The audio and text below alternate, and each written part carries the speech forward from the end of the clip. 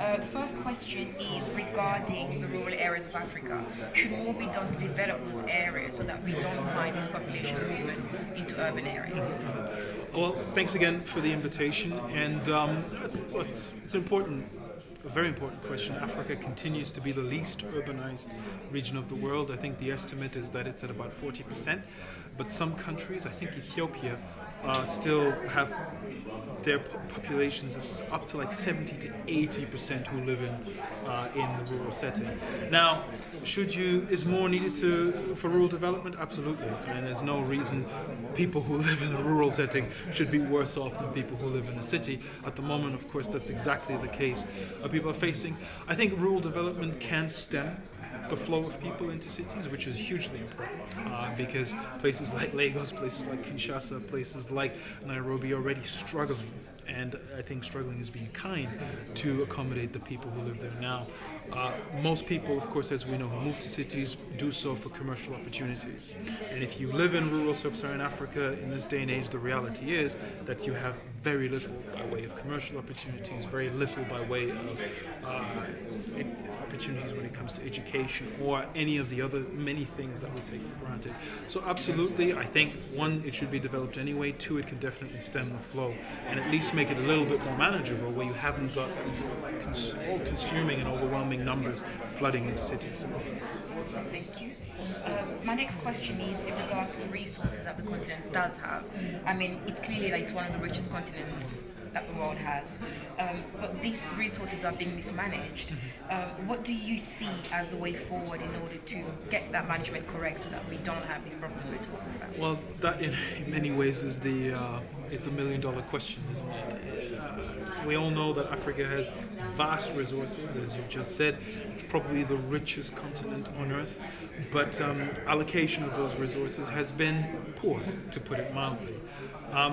How does that change? Well, it's a very difficult one to answer, but what needs to happen is, one, what has been simply cannot continue the way it has been going. Quintessential cases of that are places like Nigeria, which has vast oil wealth but has done very little in substantive terms to leverage that wealth for national development. There are few things as effective, if used in the right way, as natural resources when it comes to building an economy, right? The good thing is that I think more and more African governments are starting to understand that, and they've seen some of the mistakes that have been made by their peers in the past, which have now led to a situation of severe underdevelopment and real sort of difficulties around governance, around reversing the trend towards mismanagement of corruption, of resources, misallocation of resources, towards being a little bit more responsible. International efforts like EITI and others are a very important step in the right direction, and it's very good to see in countries like Ghana, at least officially, the government there seems to be taking a much more measured approach to what it's going to do with its oil wealth.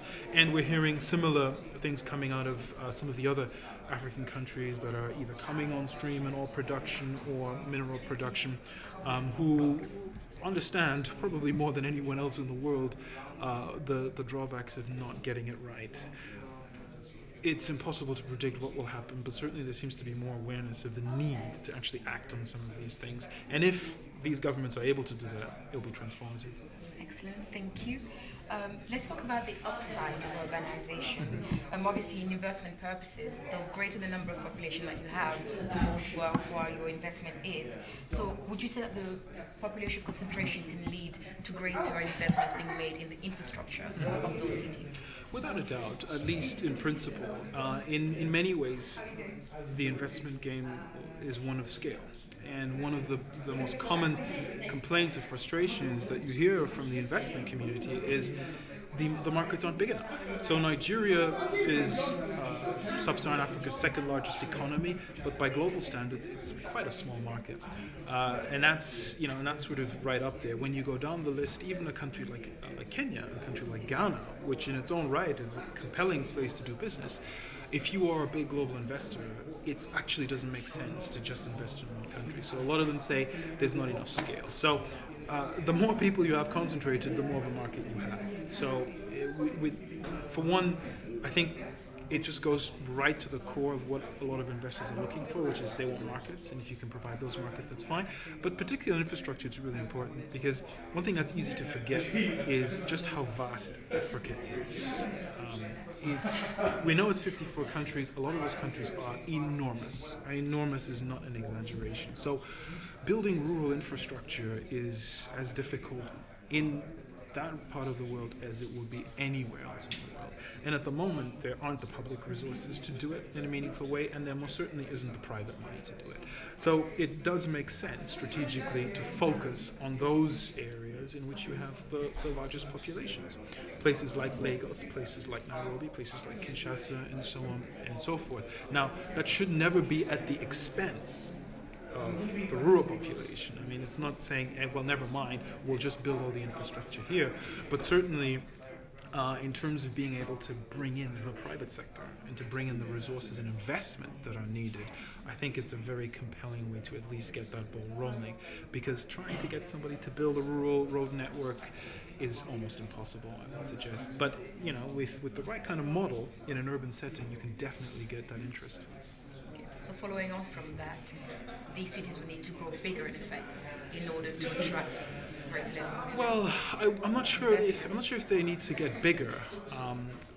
What I would suggest is, through a better knowledge of what that city looks like, you can probably get more by way of investment into a place. Like, I mean, I would say some cities could probably grow. I would say some have reached their cap. I certainly don't think Lagos needs to grow anymore.